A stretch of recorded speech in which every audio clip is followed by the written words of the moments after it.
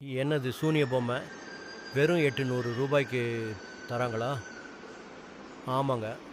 ஆனா இது சூனிய பொம்மை இல்ல. இது ஒரு ஸ்பீக்கர். இது பின்னாடி யூஎஸ்பி டிரைவ் போட்டு நீங்க பாட்டு கேட்டுக்கலாம். இது மண்டையில 2 தட்டு தட்டுனீங்கன்னா, உங்க பாட்டுக்கு தகுந்த மாதிரி லைட் எரியும். இப்போ சவுண்ட் டெஸ்ட் பண்ணி பார்க்கலாம்.